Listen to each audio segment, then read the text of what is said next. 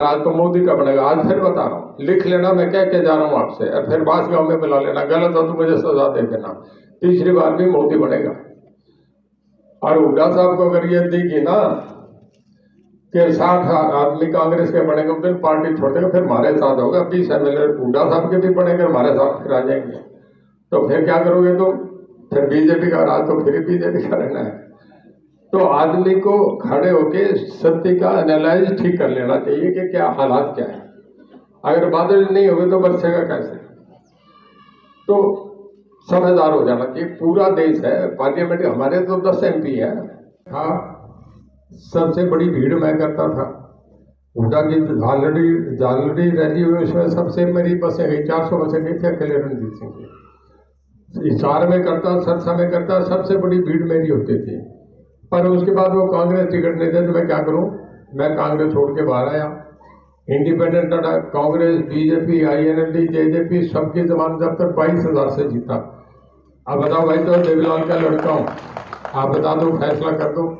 जिस कांग्रेस ने मेरी टिकट काट दी, उसकी खिड़की पे जाके मैं स्वाभिमानी आदमी हूं, वहां जाके कैसे खड़ा हूं? फिर मैंने देखा भाई बीजेपी के साथ मैंने गलत करा तो बता दो। अरे तुम घड़े ठीक हो तो मुझे एक बात बताओ, तुमने विजेंद्र सिंह को 5 लाख से उड़ा दिया, तुम ताश खेलते पत्ते फेंके, बोले मोदी की डालेंगे, डाली नहीं डाली? बताओ बीजेपी का तक तुमने क्यों नहीं सोची? अब बताओ ना, मैं गलत कह रहा हूं क्या? सारों ने 2009 में, 2014 में, 2014, 2019 में मोदी जी की वोट डाली। अब मैं अगली बात बता रहा हूं, थोड़ा समझ के करियो कि मान लो ये इंडिया वाले आ जाए, गठबंधन की सरकार, इसमें 36 आदमी, 36 पार्टियों की है ये पार्टी, और इसमें इनेलो की वो पोजीशन होगी जो देवीलाल को बुला के, जो देवीलाल दिल्ली में सभा करते थे, 10 लाख की भीड़ होती थी, और बादल को साथ लेके जाते थे। पंजाब हरियाणा का जिस दिन किसान इकट्ठा हो जाता था, हिंदुस्तान का किसान मानता था कि सारे हिंदुस्तान का किसान दिल्ली में है, उन्हें किसान मानते थे। उड़ीसा, बिहार, किसी ने केरला को किसान नहीं माना। और जब 10 लाख की भीड़ होती थी तो फिर अगले 3 दिन में रेड्डी के फोन आते थे, आंध्रा से करुणानिधि के फोन आते थे, NT रामाराव के फोन आते थे, हेगड़े के फोन आते थे कि जो देवलाल हम भी कांग्रेस के खिलाफ आपके साथ, जो देवलाल हिंदुस्तान के लीडर बन जाते थे। ये होता था, ये गलत तो नहीं कहना। इतना बड़ा इनेलो था, इतना बड़ा लोक दल था भाई, सारा हमने तो नहीं बिखेरा, बड़ा भाई वो था, संभाल के रखता। हमें भी, मैं तो सबसे नरम आदमी, मेरे को भी साथ नहीं रख सका, जो वीरेंद्र सिंह को भी साथ नहीं रखा, कृपाराम पूनिया को भी नहीं रखा, जयप्रकाश को भी नहीं रखा, धर्मवीर को भी नहीं रखा, रघुवीर सिंह कादियान भी नहीं रखा, रण सिंह मान भी नहीं रखा। मैं गलत कह रहा हूं बता, तो सारे साथी छोड़ के चले गए। इतना बड़ा महाभारत था। अब कोई हमारा तो कसूर नहीं, हमें तो फिर कहीं रास्ता तो आदमी जाके देखे ना, जिसको घर से भी निकाल दे कहां जाए? तो आदमी कहीं के तो रुकने को ठिकाना तो बनाता है। अब मैं आपसे अगली बात पूछ रहा हूं, तुम सारे कह रहे हो, बोले भाई बीजेपी गलत पार्टी है, इसने बीजेपी तो वोट नहीं देंगे, करड़े नाराज हो रहे हो ना?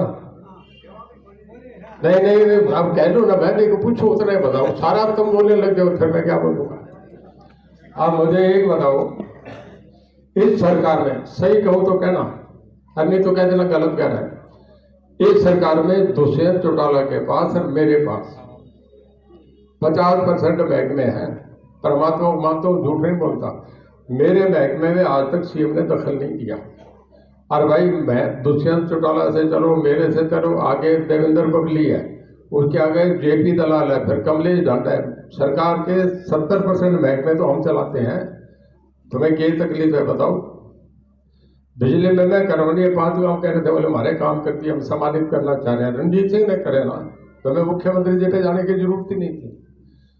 तो आदमी हालात देख रहे, इतना लंबा नहीं खींचा करते, राज के साथ चलना चाहिए। राज जहां बनेगा, राज तो मोदी का बनेगा। आज फिर बता रहा हूं, लिख लेना मैं क्या क्या जा रहा हूं आपसे, और फिर बास गांव में बुला लेना, गलत हो तो मुझे सजा दे देना। तीसरी बार भी मोदी बनेगा। और हुड्डा साहब को अगर ये देगी ना कि 60 आदमी कांग्रेस के बनेंगे, उस दिन पार्टी छोड़ देगा, फिर हमारे साथ होगा। 20 MLA हुड्डा साहब के भी बनेंगे, हमारे साथ फिर आ जाएंगे। तो फिर क्या करोगे तुम? फिर बीजेपी का राज तो फिर बीजेपी का रहना है। तो आदमी को खड़े होके सत्य का एनालाइज ठीक कर लेना चाहिए कि क्या हालात क्या है। अगर बादल नहीं होंगे तो बरसेगा कैसे? तो समझदार हो जाना चाहिए। पूरा देश है, पार्लियामेंट हमारे तो 10 MP है, यूपी के 85 हैं, गुजरात के 26 है। वो तो एक तरफा आते हैं, साउथ में भी आएंगे, हर जगह पूरे देश में आती है बीजेपी। राजस्थान में, मध्य प्रदेश में, हर जगह वो बीजेपी है। एक पार्टी स्थापित होगी, आप और हमारे करने से नहीं। राम मंदिर बनेगा, दुनिया जाम लग जाएंगे, मैं आपसे बता रहा हूँ, वाकई जगह ही नहीं मिलेगी, ये हालात बनेंगे। जो सिख बैठा है ना, कनाडा में बैठा है, ऑस्ट्रेलिया में बैठा है, इंग्लैंड में बैठा है, चीन में बैठा है, वो कहता है कि एक बार स्वर्ण मंदिर अमृतसर जरूर जाऊंगा। जो मुसलमान दुनिया में कहीं बैठा, वो एक बार मक्का मदीना जरूर जाएगा। जो हिंदू कहीं भी बैठा ना दुनिया में, वो जिस दिन राम मंदिर बन जाएगा। मैं थोड़ा सा राम मंदिर पे आपसे कहना चाहूंगा कि भाई सारे बैठे हो, सामाजिक जीवन भी होता है। मुझे एक बताओ, आपने कभी कोई भगवान का जन्म, न बाप का जन्मदिन मनाता है कि लाइट लगाते हैं? हमने तो नहीं लगाई। चौधरी गुलाम से तो बड़ा नहीं होगा कोई हमारे समाज में। आज तक हमने लाइट, खाना खिला देते हैं लोगों को, कुछ और उन पर उस दिन कर देते हैं, उनकी जयंती पे रैली कर लेते हैं, पर ये नहीं होता कभी भी।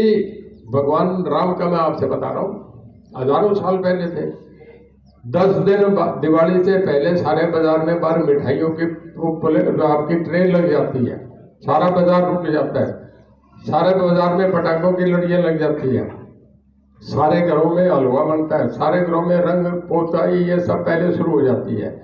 और उसके बाद सारे घरों पे, चाहे वो हरमिंदर साहब अमृतसर में है, चाहे मुस्लिम की मस्जिद है उसका घर है, उसमें भी लाइटें लगी है, हमारे भी लगी है। पूरे हिंदुस्तान में हर घर में मिठाई बनती है, जितने फौज में वो भी घर पहुंचते हैं, जो बच्चे बाने वो सारे भी दिवाली पे आ जाते हैं। तो भाई भगवान राम को इतना बड़ा आदमी होगा तभी तो ये हो रहा है। जिस दिन राम मंदिर बन गया ना, मैं आपको कह रहा हूँ, जाम लगे होंगे, उसमें अयोध्या में जाने को जगह नहीं होगी, आदमी लाइन लगेंगे हर जगह। ये जितने मुरारी बापू और दयानंद ये कहेंगे कि पहली बार देखेंगे भगवान ये है राम, उस दिन थारा भी मन बदला होगा। मैं बता रहा हूँ आपको, ये 2 महीने बाद हो जाएगी ये घटना।